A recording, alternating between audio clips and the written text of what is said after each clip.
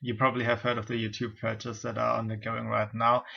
Um, Dave Collin had made a great video about the subscriber loss and the views that everybody is bleeding.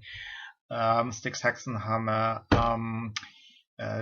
Stefan Molyneux, and so on. They are all losing subscribers in big numbers, and it is very unlikely that suddenly everybody is losing interest. This is to frustrate people, and this is also to make it uncomparable, because the Young Turks are still flourishing. Now I see the mainstream media is jumping on board on YouTube. Everybody is present there, so the old content creators are bullied out of it, and the platform is then the mouthpiece of the authorities. They even use that language. They say they are now using authoritative, or they are promoting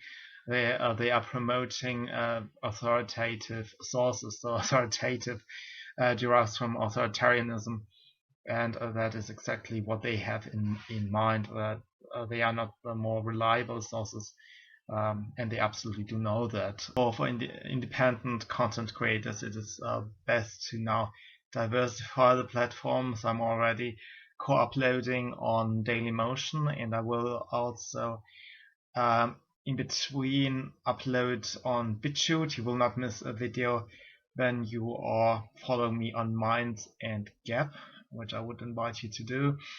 But basically, I'm testing the diverse video platforms. BitChute is improving its quality technique-wise, but it is the smallest so far. Dailymotion is the second largest video platform worldwide, and it suits me well enough so far. So I'm co-uploading there, and I think YouTube is a legacy medium that I still use because it is easier to embed. Speaking of that, I'm trying to make less videos and seek ways to spread them better, to make it available to more people. I have to find outlets and improve the accessibility. There are multiple issues to be solved. I know that Dailymotion is not treated the same way, for example, as is YouTube, despite their big viewer base. So, for example, WordPress does do a good job in embedding them in the comment sections and also in the main blog post sections, but the RSS does not include the Dailymotion links as they do the YouTube links. So if people receive RSS, that is the signal that notifies you, that's like your follow. That's like the follow gadget when you use some other platform. That it does not notify you really if you have a Dailymotion video as content of your post. It only notifies you of a video when you post a YouTube link. So there is an advantage of YouTube over Dailymotion, for example, and that is even more true for the smaller platforms. And that is why I still upload on YouTube, because it makes it easier for people who are already aware of the content to share it on different platforms that are privileging YouTube over their competitors. That's how we have to roll it right now. I do not expect to ever monetize anything on YouTube. It is a legacy leg. We all know it. So far, the French Dailymotion is a good alternative, and I will also upload on BitChute. There is another issue. Minds and Gap do not treat Dailymotion the same way as they treat YouTube. They do not treat BitChute the same way as they treat YouTube, and that also needs improvement. You can do something about Minds. It is open source. When I find the time, I will also look into it, but I cannot promise anything. I have not yet had the time and the energy to do something. But this problem needs to be resolved because people want want the media be properly embedded. Minds is still very small, for example. Both platforms, Gap and Mind, are still very small, and that is partly because they are not cool. Minds has a number of other issues, and of course I'm not the dictator of Minds who can say I would like this and I would not like that, but I think it really is not yet competitive when it comes to rich text presentation and media embedment. You cannot choose where in the text you want to display a picture or a GIF or some other media like a video, and this needs to improve. I think we all can make our suggestions and proposals when we have provided some code, of course. It is there on Git, even though I think you need already 10 gigabytes just to run it on your desktop, and it's a huge thing. So you have to wrap your head around it and work your way into the project. But this is where it starts. I think this is the bottleneck right now, that we have better platform integration.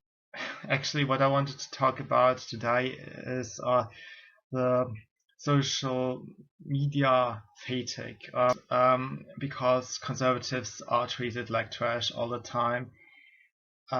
We cannot just give our opinion, we cannot contradict the left, we are hidden from view, and basically this is what drove me into doing what I'm doing, because I was so harmless and still I was deleted all the time. That started when I was commenting on newspaper sections, and it went on when I had my brief stint onto Twitter. I was shadow banned. The hashtags that I created did not show my post when I clicked on them. I was more edgy in the past, but I think the majority of my content is very mild.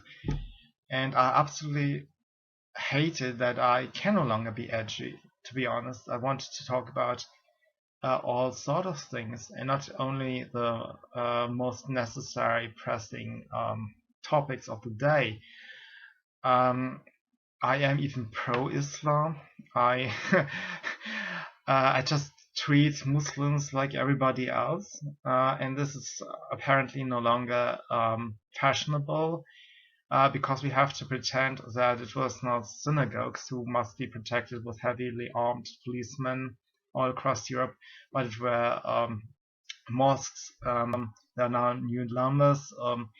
The German police has said that in the first half year of 2019, or the year up to now, 17 people have been attacked violently because they were Muslims. And of course, all the left-wing politicians preach, "Oh my goodness, there's so much to do.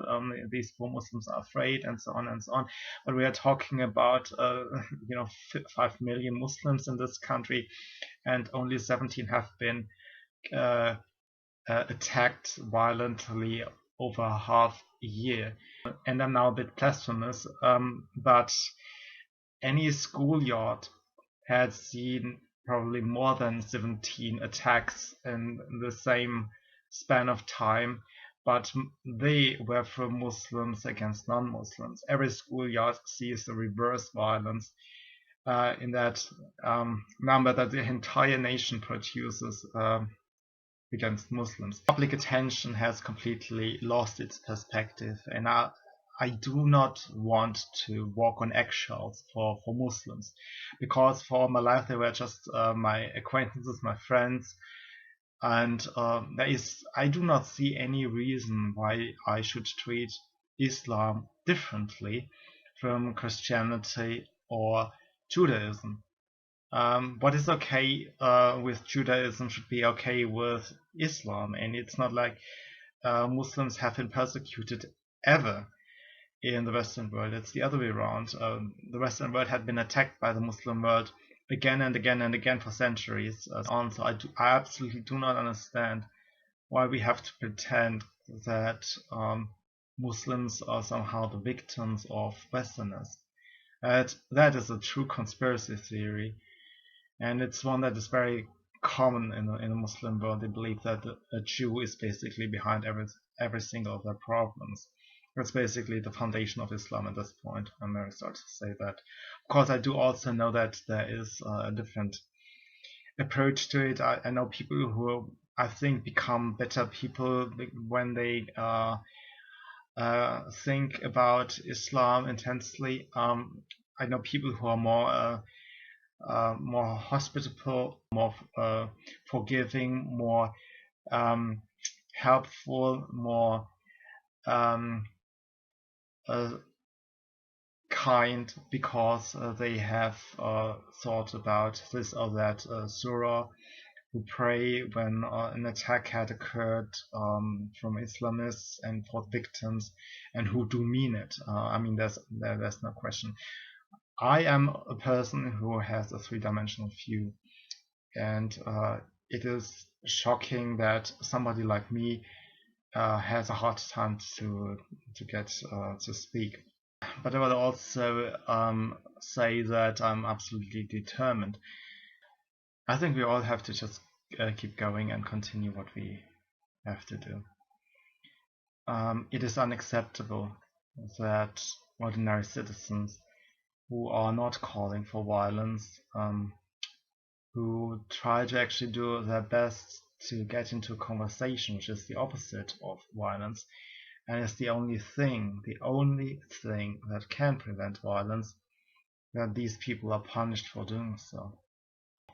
And I would not be here if I could have just gone home from work, drop a comment on the newspaper section, and would find it next day. You know, if it were not that the most harmless comments had been deleted again and again and again, I would not even try to speak. If it was just an online problem, I would also not be here. If I knew that people can find rooms to discuss what they have to discuss, if I knew that people can plaster posters where they want without being sued for pseudo transgressions like property damage, where there is no property damage, when I did not know that people had their homes raided for writing with chalk on the sidewalks, as is the case. If it were not for all these nonsense, oppressive measures, I would not speak. That was it for today, and I'll see you soon.